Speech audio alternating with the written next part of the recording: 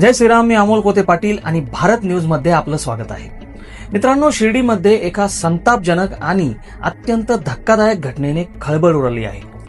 पैशांच्या हव्यासापोटी परप्रांतीय लोक स्थानिक मराठी माणसांच्या आरोग्याशी आणि जीवाशी कशा प्रकारे खेळत आहेत याचे विदारक वास्तव पुन्हा एकदा समोर आले आहे.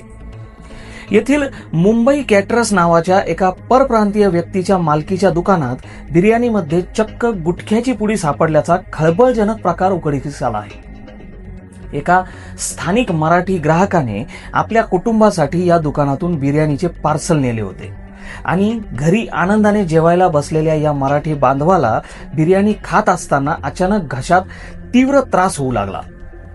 संशय आल्याने त्यांनी बिर्याणी नीट तपासून पाहिली असता त्यात गुटख्याची पुडी मिक्स झालेली आढळली.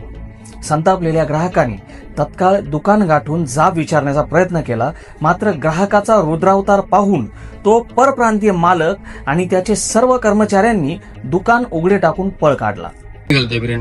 मी काल संध्याकाळी 10 वाजे सुमारची बिर्याणी घ्यायला आमच्या हॉटेलच्या मुलाला पाठवलं होतं. त्यावेळेस त्याने आणल्यानंतर प्लेटमध्ये काढून त्याच्यात पूर्ण गुटख्याची पुडी निघलेली. गुटख्याची पुडी त्याच्यात विमल पण तसंच होता पूर्ण, म्हणजे खाल्यानंतर पूर्ण घशात आग व्हायला लागली. आणि कुठे दुकान आहे नेमकं? आता रस्त्याला एक काहीतरी मुंबई बिर्याणी म्हणून काहीतरी आहे, त्याचा मालक कोण राजूभाई आहे. त्याला सगळे रात्री मुलं येऊन त्याने विचारपूस केली. त्याने आम्ही काय आम्हाला माहीत नाही याच्यामध्ये काय काय म्हणजे कोणत्या बेसवर बनवतात, कोणत्या बेसवर लोकांना खायला घालतात. त्या किचनची पण आता शूटिंग आहे, बघा किती स्वच्छता आहे, किती अस्वच्छता आहे, पण आता खात्री करा नाही.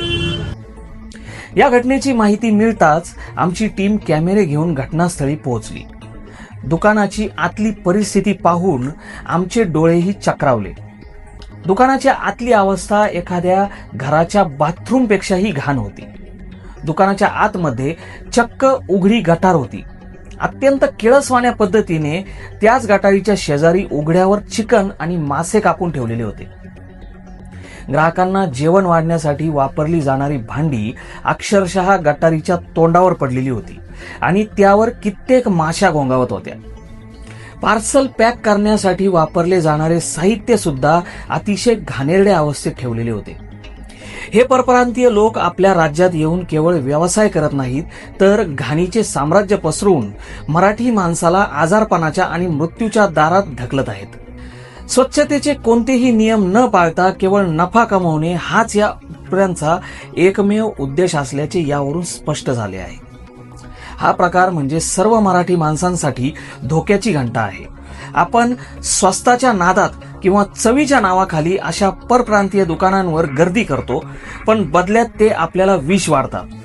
जोपर्यंत आपण आपल्या मराठी माणसाच्या प्रामाणिक हॉटेलला आणि व्यावसायिकाला पाठबळ देत नाही, तोपर्यंत परप्रांतीय आपल्या आरोग्याशी आणि अस्मितेशी असाच खेळ खेळत राहतील. जागरूक रहा. शुद्ध आणि सात्विक जेवण देणाऱ्या आपल्या मराठी व्यावसायिकालाच प्राधान्य द्या. आपल्या कुटुंबाचे आरोग्य वाचवा. व्हिडिओ कसा वाटला ते खाली कमेंट करून नक्की कळवा. व्हिडिओ आवडला असेल तर लाईक करा आणि आपल्या जवळच्यांना नक्की शेअर करा. आणि अशाच जागरूक करणाऱ्या बातम्या पाहण्यासाठी भारत न्यूजला सबस्क्राईब करायला विसरू नका. भेटूया पुढच्या व्हिडिओमध्ये. तोपर्यंत जय श्रीराम.